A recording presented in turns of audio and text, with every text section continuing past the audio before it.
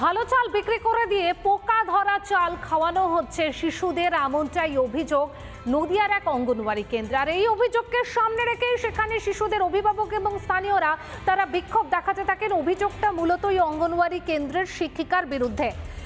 বাগদেবীপুর এলাকার ৭৭ নম্বর আইসিডিএস কেন্দ্র, এই কেন্দ্রের শিক্ষিকা লিপিকা দাস, তার বিরুদ্ধে অভিযোগ স্থানীয়দের। অভিভাবকদের দাবি, বিগত বেশ কিছুদিন ধরেই শিশুদের নিম্নমানের চাল রান্না করে খাওয়াচ্ছেন তিনি।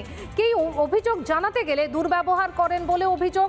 অবিলম্বে ওই শিক্ষিকাকে আইসিডিএস কেন্দ্রটি থেকে সরানোর দাবি জানিয়েছেন স্থানীয়রা, যদিও যাবতীয় অভিযোগ মানতে নারাজ অভিযুক্ত শিক্ষিকা।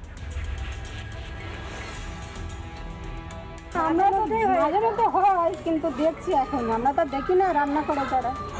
রান্না তো আমরা করি না, হয়তো অনেকদিনকার চাল, পুরোনো চাল হয়তো কিনে নিয়ে আসে কোনো জায়গা থেকে, নাহলে এরকম পোকা ধরা চালটা কিনে থাকবে না। হ্যাঁ বলবো তো অবশ্যই, যে এরকম নোংরা চাল খাওয়ালে তো বাচ্চাদের সঙ্গে খাওয়া খাবে না। আমার এক দাদা স্কুলে আসে, স্কুলে এসে দেখে চালের মধ্যে পোকা। লিপিকা ম্যাডামকে বলা হয়, লিপিকা ম্যাডাম বলে চাল আমাদের চাল এইরকমই আসে, আমাদের ওপর থেকে চাল এইভাবে চালগুলো পাঠাই। আর ওই দাদা যখন না করার পরে ওই দাদাকে বলেছে এই চালে দিচ্ছে, এই চালে রান্না করবো। আমি কিন্তু সাংবাদিকের সামনে আমি কোনো কথা বলবো না। অভিযোগ জমা দেবো। সেটা কি দেবেন? আমরা জমা দেবো, অবশ্যই জমা দেবো। আর এই ঘটনাটা কি আজকে হয়েছে নাকি এটা কন্টিনিউ করে আসছে? মায়েরা যদি বলে খাবারের সঙ্গে পোকা গেছে, তো আমি রাজি বলবো। বর্ষাকালে একটু পোকা না, মায়েরা এখন দুজন মা তিনজন মা আমাদের সামনে বলেছেন। আমি খাই, হ্যাঁ, এর মধ্যেই দুজন মা বলেছেন আমি এই চালটা আমি এখানে খাই।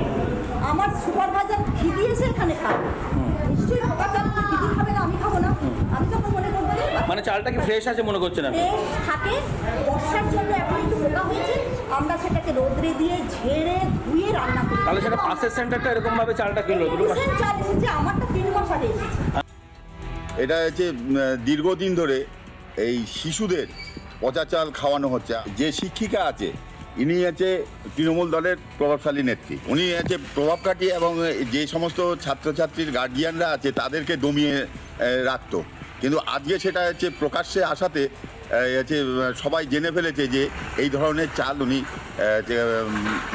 বাচ্চাদের খাওয়ায়। ভালো চাল বাইরে বিক্রি করে দিয়ে এই সমস্ত পচা ধচা চালগুলো খাওয়ায়। প্রশাসন তদন্ত করে দেখবে। নানা ধরনের কন্টেন্ট দেখার জন্য লাইক করুন, শেয়ার করুন আমাদের ফেসবুক পেজ, সাবস্ক্রাইব করুন আমাদের ইউটিউব চ্যানেল। পাশাপাশি অন্যান্য ব্রেকিং নিউজের জন্য অবশ্যই চোখ রাখুন রিপাবলিক বাংলায়।